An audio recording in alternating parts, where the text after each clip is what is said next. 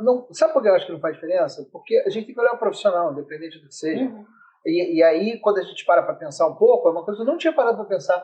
A nossa equipe do Ogro States, do Botafogo Pré-Shopping, acho que só tem 2 homens. A equipe inteira. Eu nunca tinha parado para pensar nisso.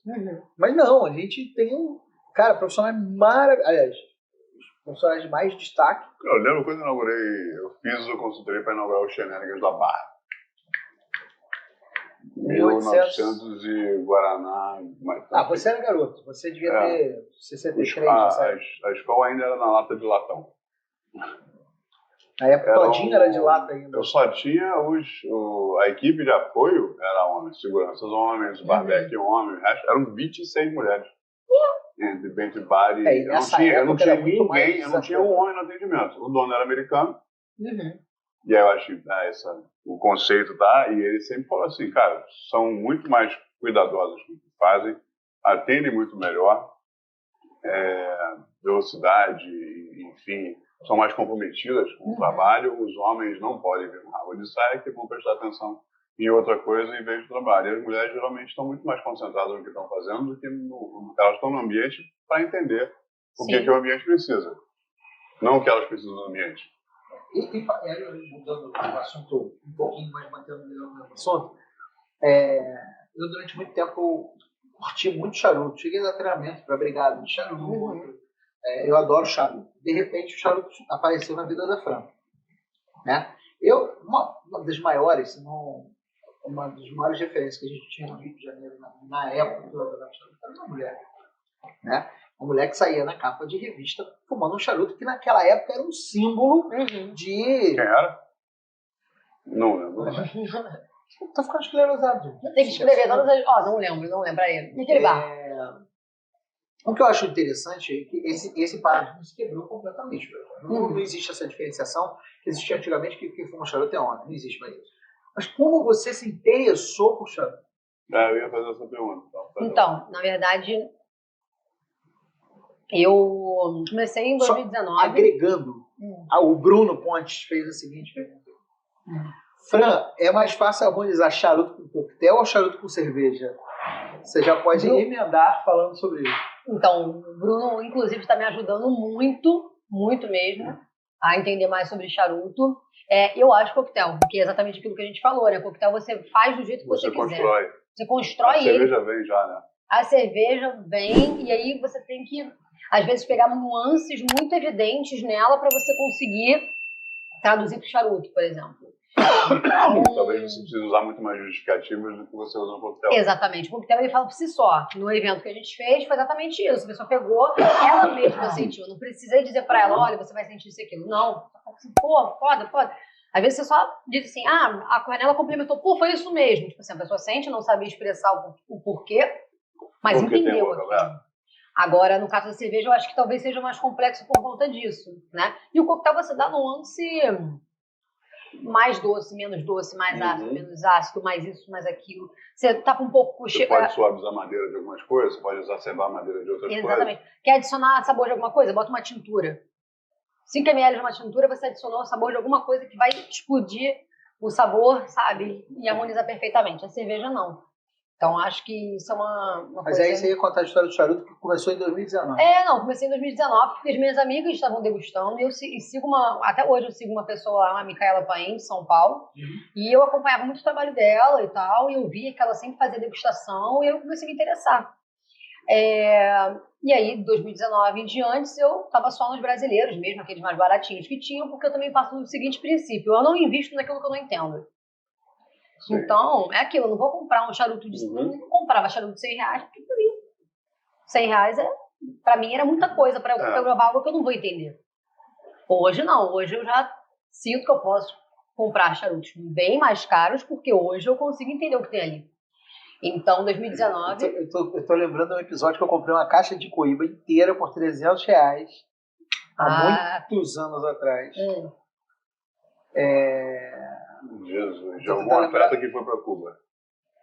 Foi um amigo do amigo? Alguém que foi para Cuba. Foi alguém que foi para Cuba. Não, tem isso aí. Esse preço só existe lá e acho que nem lá. Acho que nem lá. Isso aí não existe. Não, isso era 2004. 2003. Eu comprava de alguns amigos meus. 2002. Essa época, você tinha uns bombeiros que traziam. Mas podiam trazer também falsificado, né? Claro que traziam falsificado. Isso que eu tô falando. Eu comprei ali na rua porque o cara tava vendendo. Não. Esse cara eu conheço, cara. Não, beleza.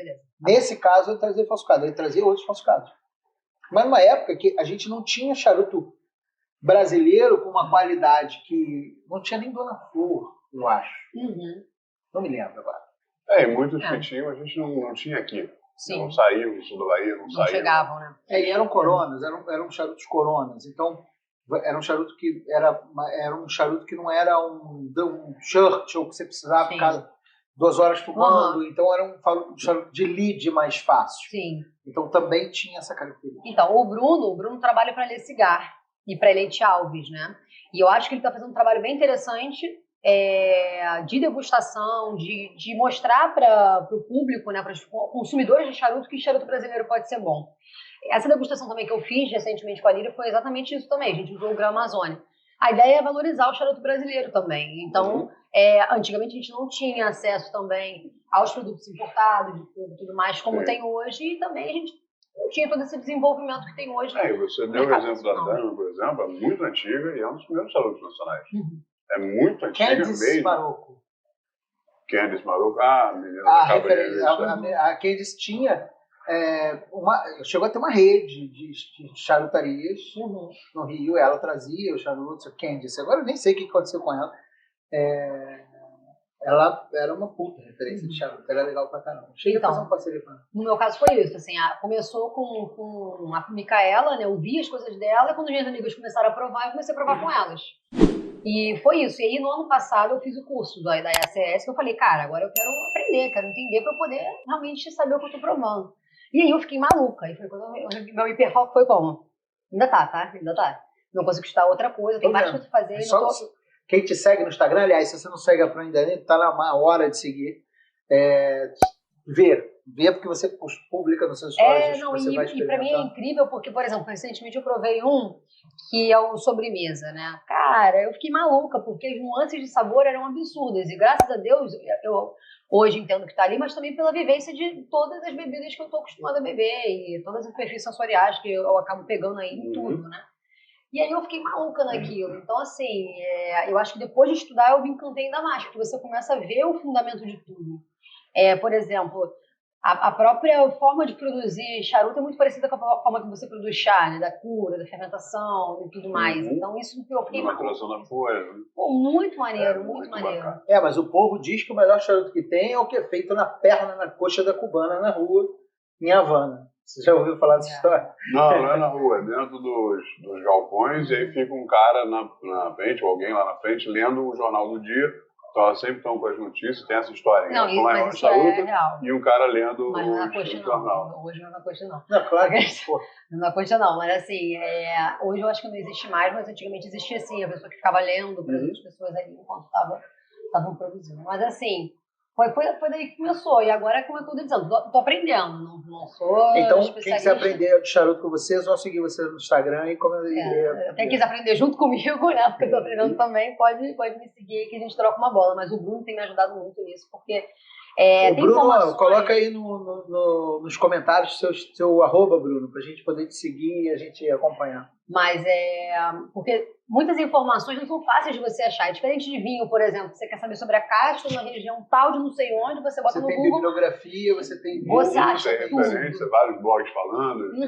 Hoje minha amiga falou um termo pra mim, eu falei, cara, esse termo eu não conheço. Aí eu fui, comecei a pesquisar e depois de muito tempo eu encontrei o que era aquilo. Não é algo que... eu quero saber o que é uma dúbia, falando de cerveja. Pronto, vai aparecer ali dezenas, centenas, milhares de... Não, mas só que isso essa questão do charuto bate de frente com o movimento antitabagista? Como assim bate de frente? Você está estudando, existe perfil, existe degustação e existe todo o movimento anti o cigarro, o tabaco, qualquer coisa fumável, na verdade.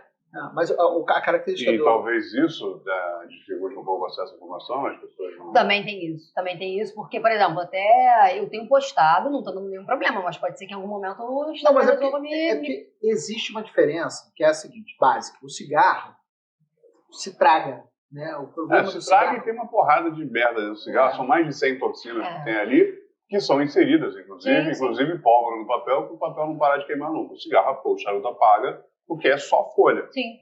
É tipo natural, apesar de a gente estar queimando ele, criando monóxido e dióxido de carbono, ambiente, aquela coisa toda. Agora,